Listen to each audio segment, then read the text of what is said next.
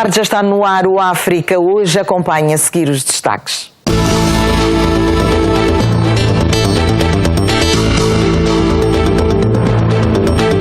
Mais de metade da população enfrenta a fome no Sudão do Sul.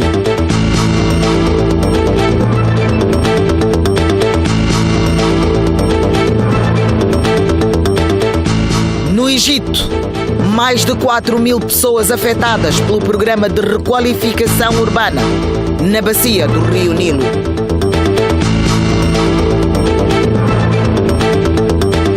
Primeira-dama dos Estados Unidos da América inicia a visita ao continente africano. O Ghana é a primeira paragem.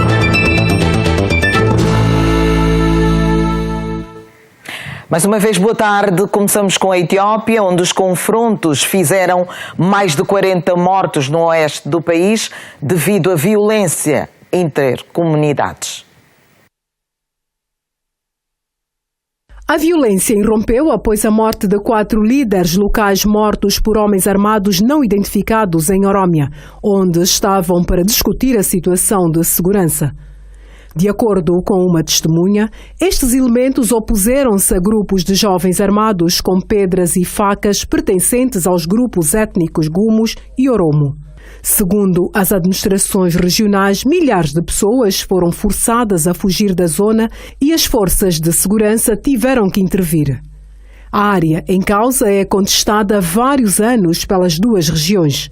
Benissagul Gumuz está localizado no oeste da Etiópia e faz fronteira com o Sudão, enquanto Oromo alarga-se de oeste para sul, passando pelo centro do país. A violência intercomunitária marcou os primeiros meses do mandato do primeiro-ministro da Etiópia, Abiy Ahmed, que assumiu o poder em abril de 2018. Metade da população do Sudão do Sul está a enfrentar uma crise de fome extrema. Um novo acordo de paz foi assinado recentemente, mas ainda assim milhares de pessoas continuam sem acesso às terras para cultivarem e se autossustentarem. 60% dos sul-sudaneses estão a enfrentar a fome extrema, mesmo após a assinatura do acordo de paz pelas fações em conflito. Apesar da paz, mais de 200 mil pessoas estão ainda impossibilitadas de retornar às suas casas, de acordo com a Organização das Nações Unidas. O novo governo do Sudão do Sul tem esta nobre missão de facilitar o regresso da população deslocada às zonas de origem e começar a cultivar os vastos campos aráveis. Havendo paz, esta deve ser acompanhada de um programa de reassentamento, permitir que o povo do Sudão do Sul produza o seu próprio alimento e acabar com o fantasma da fome. O governo do Sudão do Sul espera que o acordo de paz ajude a pôr fim à insegurança alimentar no país. Estamos totalmente comprometidos com a paz, para permitir o comércio em todas as áreas do país, o acesso contínuo à ajuda humanitária e o ambiente propício para as pessoas regressarem às suas casas. Para já, o Sudão do Sul debate-se com a situação da rede rodoviária, obstruída em quase todo o país e que está a criar dificuldade à prestação de serviços essenciais à população das áreas remotas. E nos Camarões ultimam-se os preparativos para as eleições presidenciais marcadas para o próximo domingo. O presidente cessante, Paul Biya, lidera as sondagens e tudo indica que será reeleito. A agitação política tomou conta dos Camarões antes das eleições presidenciais deste domingo. Estima-se que 7 milhões de pessoas votem nos 9 candidatos apurados para esta corrida à presidência do país. Os apoiantes candidatos presidenciais estão animados com as próximas eleições. O presidente cessante Paul Biya está apostado na sua experiência para permanecer no cargo. Estas eleições têm lugar num momento difícil para os Camarões. A violência atingiu o pico nos últimos meses nas duas regiões separatistas que falam inglês. Sabemos que temos duas regiões do país em conflito, mas estamos a tentar resolver o problema conversando juntos, porque nenhuma violência ajuda em nada. Faltam cerca de 4 dias para as eleições presidenciais nos Camarões e a maioria dos eleitores apoia o candidato partido no poder, segundo as últimas sondagens. Se o nosso presidente Paul Biya vencer, será muito bom para os camaroneses, disse esta eleitora. Paul Biya tornou-se presidente dos Camarões em 1982 e foi reeleito em 6 ocasiões. Em 1984, 1988, 1992, 1997, 2004 e 2011.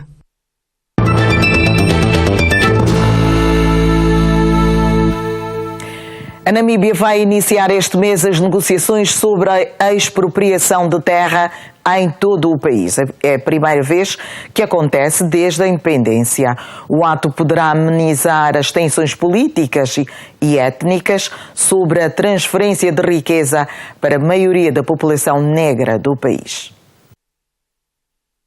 A polémica reforma agrária foi anunciada esta segunda-feira pelo Presidente da República, Eig Gayobe.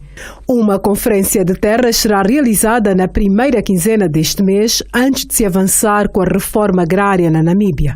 O encontro vai abordar temas como o vendedor-comprador voluntário, as reivindicações ancestrais para a restituição de terras e a expropriação de interesse público com justa compensação. A Namíbia quer transferir 43% ou 15 milhões de hectares das suas terras agrícolas aráveis para cidadãos negros desfavorecidos até 2020. Até ao final de 2015, 27% destas terras tinham sido redistribuídas, de acordo com a União de Agricultura da Namíbia. Os partidos políticos e ONGs criticaram a tentativa do governo de mudar as medidas de reforma agrária. O movimento dos Sem Terra disse a um jornal namibiano que os descendentes daqueles que foram desalojados não foram convidados à conferência, que visa estabelecer uma política comum sobre a reforma agrária. Milhares de namibianos negros foram expulsos durante a colonização alemã da Namíbia nos séculos XIX e XX. Muitos deles foram mortos ou forçados a se instalar em áreas áridas. E na África do Sul aumentam as críticas à polémica reforma agrária que prevê a expropriação de terra sem compensação proposta pelo presidente Cyril Ramaphosa. O Congresso Nacional Africano decidiu responder aos ex-presidentes do Partido e da Nação, Thabo Mbeki e Jacob Zuma, a quem acusa de levantar pontos de vista que contradizem as políticas do ANC. Os ex-líderes do partido disseram na segunda-feira a jornalistas que o Comitê Executivo Nacional havia discutido a declaração de Mbeki, que questionava os planos do ANC de emendar a Constituição para permitir a expropriação de terras sem compensação. Neste comunicado, Mbeki disse que o ANC havia se transformado num grupo de negros racistas. O ANC está agora a movimentar-se para restaurar a sua coesão interna. O Comitê Executivo Nacional do Congresso Africano assumiu uma posição durante a Conferência Nacional, onde foram debatidos esses assuntos, e as autoridades continuarão a envolver os ex-presidentes. Até o momento, não ficou clara a forma como serão envolvidos os ex-presidentes nestas questões. E o governo egípcio deu início esta segunda-feira a um programa de requalificação de várias áreas ao longo do Rio Nilo para promoção do turismo e desenvolvimento do negócio. A medida faz parte dos esforços do presidente Abdel Fattah al-Sisi para atrair investimentos e impulsionar uma economia em recuperação após a agitação social de 2011. A área a ser requalificada refere-se aos bairros pobres construídos ao longo do Rio Nilo. Depois de décadas de tentativas falhadas para remover 4.000 casas da região, finalmente o governo egípcio conseguiu demolir os bairros erguidos de forma anárquica nas margens da foz do Rio Nilo. Aos habitantes que vivem nesta área foram dadas 3 opções: a compensação financeira, o realojamento noutra cidade e o direito à habitação após a reconstrução do bairro. Mas isso vai levar algum tempo e será realizado em 3 fases. Após a requalificação, a área demolida será transformada num bairro de luxo, com hotéis residenciais à semelhança do Dubai. O desenvolvimento é bom para nós, porque a área era muito pobre.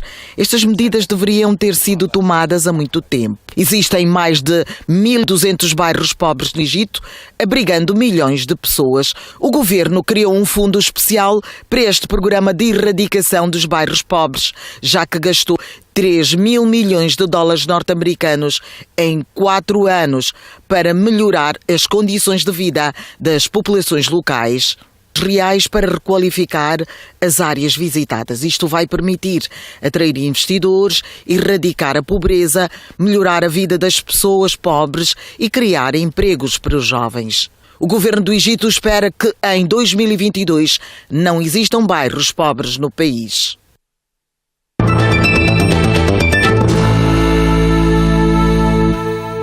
A Líbia reabriu novamente o único aeroporto em funcionamento da capital Trípoli. Há retratos da calmia no local após confrontos violentos entre grupos rivais.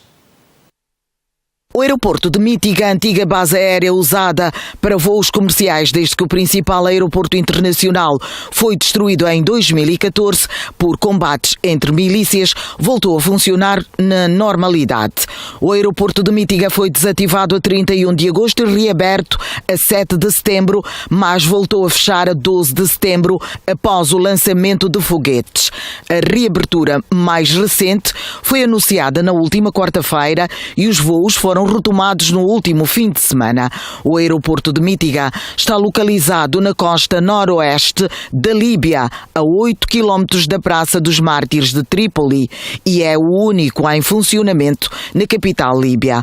Grupos armados rivais baseados dentro e fora da cidade lutaram pelo território e pelos recursos minerais do país. Desde o mês de agosto que a cidade de Trípoli é palco de combates violentos entre grupos rivais que afetaram os bairros do sul e deixaram pelo menos 63 mortos e 159 feridos. Vários grupos extremistas e milícias armadas mantêm um clima de insegurança total no país. A primeira-dama dos Estados Unidos da América iniciou ontem um périplo pelo continente africano. Melania Trump está no Ghana, onde visitou um hospital em Accra e distribuiu presentes. Melania Trump chegou nesta terça-feira ao Ghana no início de uma viagem que a levará também ao Malawi, Quênia e Egito, naquela que é a primeira deslocação internacional a sós da primeira-dama dos Estados Unidos. Na capital ganesa, Melania Trump visitou o Hospital Regional da Grande Accra, onde distribuiu cobertores e ursinhos de pelúcio doados pela Casa Branca. Na capital ganesa, Melania Trump visitou o Hospital Regional da Grande Accra, onde distribuiu cobertores doados pela Casa Branca. De seguida, ela encontrou-se no Palácio Presidencial com a sua homóloga Rebecca Akufo-Addo, sem que tenha havido detalhes da conversa mantida entre as duas primeiras damas até ao momento. A Casa Branca informou que nesta deslocação a primeira-dama irá centrar-se nos cuidados maternos e neonatais nos hospitais, na educação das crianças, na cultura e história de cada país africano e como os Estados Unidos contribuem para o alcance da autossuficiência desses países. Em 2015, o governo americano disponibilizou 8 mil milhões de dólares. Está tudo contado em termos de informação sobre o nosso continente. Voltamos amanhã com outras notícias. Até lá. Boa tarde.